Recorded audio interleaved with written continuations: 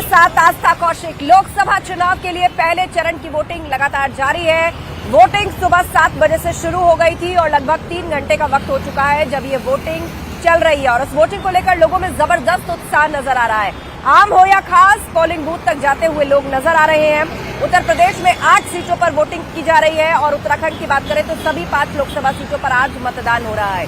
प्रधानमंत्री मोदी हो, मुख्यमंत्री योगी आदित्यनाथ हो, पुष्कर सिंह धामी हो या फिर तमाम बड़े नेता, लोगों से यही अपील कर रहे हैं कि वो ज्यादा से ज्यादा घरों से बाहर निकलें और अपना मतदान करें। वोटर्स में भी खास तौर पर उत्साह देखा जा रहा है, चाहे फर्स्ट टाइम वोटर्स की बात हो, ऐसे वोटर्स हो जिनके लिए आज का दिन बेहद खास है। निजी लिहाज से भी कुछ लोगों की शादियां हैं लेकिन पहले वो पोलिंग बूथ पर जाते नजर आ रहे हैं। ऐसी तमाम तस्वीरें हम आपको दिखाएंगे। ये भी आपको बताएंगे कि कौन से वीआईपी वोटर्स ने पोलिंग बूथ पर जाकर अपना वोट डाला है। दूसरी तरफ नागपुर में बात करें तो संघ प्रमुख मोहन भागवत वो वोट डालने पहुंचे।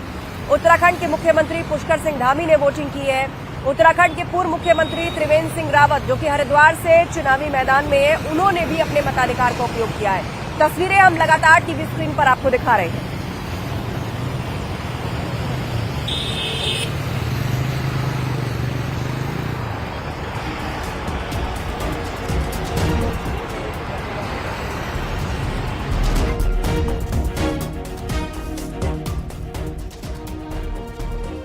की बड़ी खबर, पहले चरण का मतदान चल रहा है। सुबह 7 बजे वोटिंग की शुरुआत हुई, 3 घंटे का वक्त बीत चुका है। यूपी में 8 सीटों पर वोटिंग हो रही है, उत्तराखंड में 5 सीटों पर मतदान जारी है। पहले चरण के लिए कई दिग्गजों ने अब तक वोट डाले सुबह सुबह। और पूरे देश की बात की जाए तो 102 सीटों पर वोटिंग चल रही है। पहले चरण में पीएम मोदी, सीएम योगी आदित्यनाथ समेत दिग्गज नेताओं ने लोगों से वोट की अपील की है।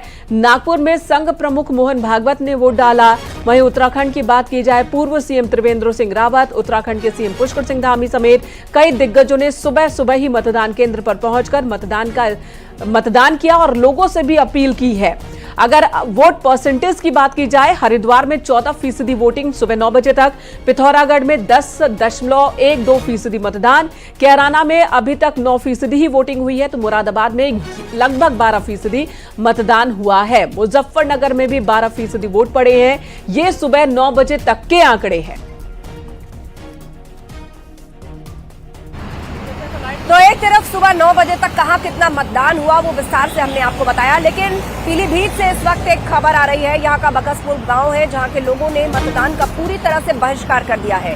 बकसपुर गांव का एक भी शख्स, एक भी स्थानीय निवासी वोट डालने पोलिंग बूथ पर नहीं पहुंचा है।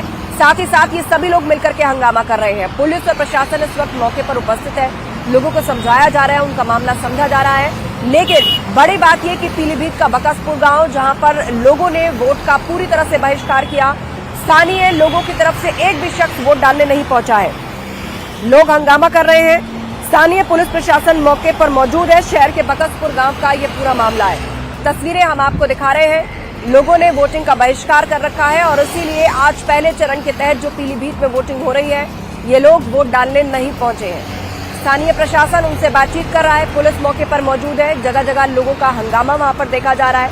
आखिर ये पूरा मामला क्या है, पुलिस प्रशासन इसको समझ रहा है।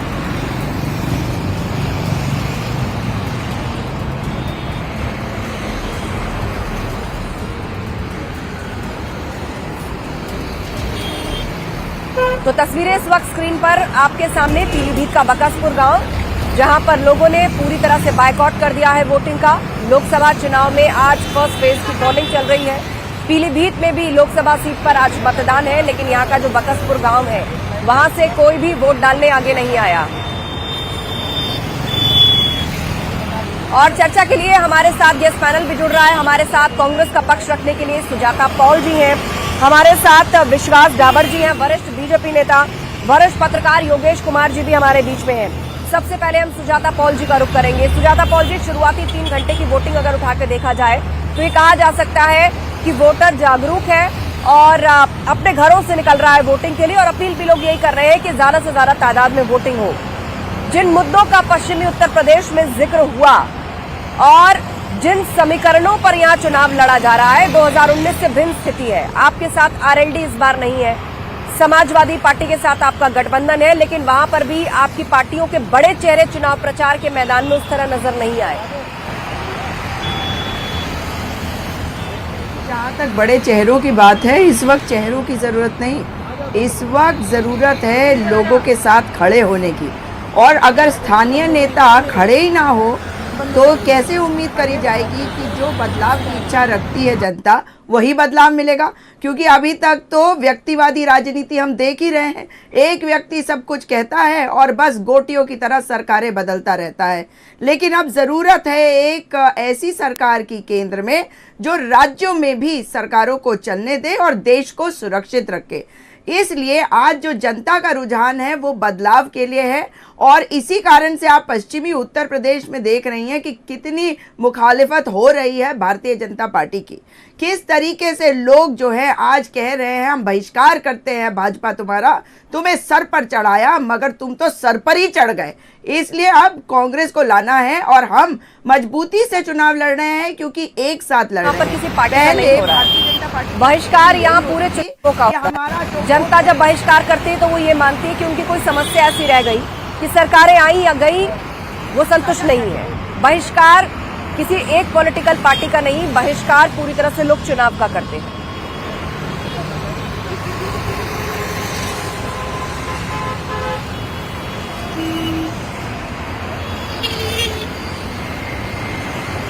हमारे साथ इस वक्त बीजेपी के नेता विश्वास डाबर जी भी जुड़े हुए हैं। विश्वास जी, आपसे समझना चाहेंगे, एक तरफ कांग्रेस और समाजवादी पार्टी का गठबंधन है जो ये मानता है कि उसने जो रोजगार, महंगाई, अग्निवीर योजना, किसानों का गन्ना भुगतान, इस समेत तमाम मुद्दे जो है पश्चिमी उत्तर प्रदेश में खड़े किए हैं, तो जनता उनके साथ है। इस बार जो है वो सत्ता परिवर्तन करने जा रही है। ग्राउंड की स्थिति और जो आप टेलीविजन पर बैठकर बताते हैं स्थिति, उसमें बहुत फर्क है। देखिए, ऐसा है कि आज भी सर्वमान्य अगर नेता हैं कोई भारत के तो वो मोदी जी हैं। अभी कांग्रेस की प्रवक्ता ने खुद ही कहा कि आपका जादू सिर चढ़ के बोलता है, आपको पब्लिक उतार देगी, पब्लिक इनको बिल्कुल भुला देगी और कांग्रेस अपने जीवन काल के सबसे कम सीटों पे जीत के आएगी इस बार। इन्होंने सिर्फ कच्चे वादे किए हैं और देश की सुरक्षा के साथ हमेशा समझौता किया है। इनका डिफेंस मिनिस्टर लोकसभा में ये बोलता है कि हम सड़कें इसलिए नहीं बना रहे चीन बॉर्डर पे कि चीन नाराज़ हो जाएगा। चीन से डरने वाले, पाकिस्तान से डरने वाले क्या देश की सुरक्षा करेंगे? इन्होंने सिर्फ कहानियाँ की हैं, बड़ी बड़ी बातें करी हैं। प्राइम मिनिस्टर की, जब हम भारत का प्राइम मिनिस्टर जाता था उसको कैसा ट्रीटमेंट मिलता था विदेशों में, सब ने देखा है। आज कैसा मिलता है, सब ने देखा है। और जहाँ तक रही महंगाई की बात, आज विश्व में सबसे कम अगर महंगाई दर कहीं है तो वो भारत में है। आप लोग जनता के बीच में लेकर के गए और आपका ये मानना है कि जनता इसको कंसिडर करेगी और जो बदले भारत की तस्वीर या न्यू इंडिया की आप बात करते हैं उस पर जनता के वोट पड़ेंगे। फिलहाल वक्त है मुजफ्फरनगर के रुख करने का, क्योंकि हमारे सहयोगी संदीप पांडे हमारे साथ जुड़ रहे हैं। उनके साथ बहुत सारे लोग भी हैं, वहां पर इस वक्त वोटिंग की जा रही है। संदीप, लोगों से बात करिए, कौन से मुद्दे उनके जहन में वोटिंग से पहले? हमारे साथ हैं यूपी सरकार के मंत्री कपिल देव अग्रवाल, जो कि मतदान कर वापस आ रहे हैं। हम उनसे बात करते हैं, कैसा है मुजफ्फरनगर का मिजाज? मंत्री जी, आप वोटिंग करके आए परिवार के साथ और सुबह से कार्यकर्ताओं से फोन पर फीडबैक भी ले रहे थे, कैसा मिजाज दिख रहा है आपको? और शानदार है। मैंने कहा कि आज मतदान का दिन है, यानी मतदान का पर्व है। दीपावली, होली, विजयदशमी, ईद ऐसे मिलकर जैसे सभी लोग पूरे उत्साह के साथ मनाते हैं, तो आज भी सब लोगों को उत्साह के साथ मतदान केंद्र में आना चाहिए, अपने वोट का प्रयोग करना चाहिए। लेकिन कहा जा रहा है इस बार बीजेपी की राह यहाँ पर आसान नहीं है, क्योंकि सपा ने भी जाट उम्मीदवार मैदान में उतारा है। तो आपको क्या लगता है, बीजेपी को बड़ा नुकसान होने वाला है? विषय जाट या नॉन जाट का नहीं है, विषय देश के चुनाव का है, राष्ट्र के चयन का है।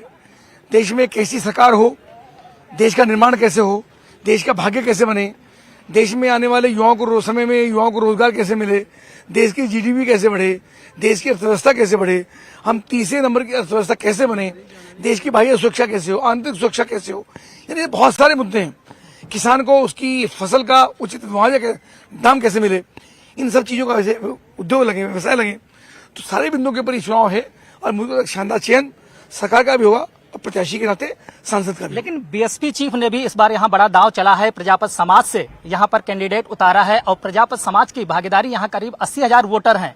और जो कि बीजेपी को वोट ज्यादातर करते थे। क्या लगता है इसमें भी आपकी कुछ डैमेज हुआ है? मैंने कहा ना, वो जाति का चुनाव नहीं है, व्यक्ति का चुनाव है, पार्टी का चुनाव है, विचार का चुनाव। लोग विचार के लिए वोट, देश के प्रधानमंत्री का चयन होना है, गली मोहल्ले का चुनाव नहीं है। तो हमको लगता है कि सब लोग जाति धर्म से ऊपर उठ करके, चूंकि सबने 10 साल देखा है विकास की गंगा किस प्रकार से बही, देश कैसे प्रगति किया, देश ने अर्थव्यवस्था हमारी कैसे ऊंची बढ़ी, इन सब चीजों के ऊपर चुनाव होने वाला है और हमको लगता है शानदार परिणाम इसका है। लेकिन राहुल अखिलेश जो साथ साथ आए हैं अब की बार यूपी में, लगता है इसका कोई प्रभाव पड़ेगा? बताया ना आपको, मैं किसी का कोई प्रभाव नहीं है, केवल एक ही प्रभाव है, नरेंद्र मोदी तीसरी बार प्रधानमंत्री तो बने। जीत को लेकर आप आश्वस्त हैं? निश्चित बढ़िया। देख सकते हैं यूपी सरकार के मंत्री थे कपिल अग्रवाल, जो कि आश्वस्त हैं कि किसी का भी कोई प्रभाव नहीं पड़ेगा। सपा कांग्रेस गठबंधन या राहुल और अखिलेश की जोड़ी का यहाँ कोई प्रभाव नहीं पड़ना है और बीजेपी की ही जीत होगी, ऐसा इनका दावा है। वीडियो जर्नलिस्ट बंटी के साथ संदीप पांडे, न्यूज 18 मुजफ्फरनगर। चलिए, तो यूपी सरकार के मंत्री की आप बात सुन रहे थे, वो पूरी तरह से कॉन्फिडेंट है कि सपा और कांग्रेस ने मिलकर जो चक्रव्यूह वहां पर बिछाया है, बीजेपी की रणनीति के आगे वो काम नहीं करेगा। हमारे साथ सुजाता पॉल जी हैं, कांग्रेस की प्रवक्ता, उन्हीं का रुख कर लेते हैं। सुजाता पॉल जी, पश्चिमी उत्तर प्रदेश के समीकरणों को अगर समझने की कोशिश की जाए तो वो सीटें जहां पर मुस्लिम आबादी है, वो सीटें जहां पर दलित आबादी है, वो सीटें जहां ओबीसी वोट बैंक है, आप वहां पर उठा करके अगर देखें तो ऐसी सीटों पर कहीं ना कहीं मुस्लिम या दलित वोट बढ़ता नजर आ रहा है, क्योंकि बसपा इंडिपेंडेंटली मैदान में है। बहुत से और इस तरह के दल हैं जो चुनावी मैदान में है। चंद्रशेखर रावण की पार्टी है, समाजवादी पार्टी और मतलब आपका जो कांग्रेस का गठबंधन है उसका भी उम्मीदवार वहां पर खड़ा है। तो सीधे तौर पर आप लोगों के कोर वोट बैंक की यहाँ पर बांट है, तो एनडीए को यहाँ पर फायदा होगा कि नहीं? ये आपको लग रहा है क्योंकि जनता मन बना चुकी है और जनता जानती है कि अब हमें एक तरफा ही वोट करना है और कांग्रेस को ही वोट करना है।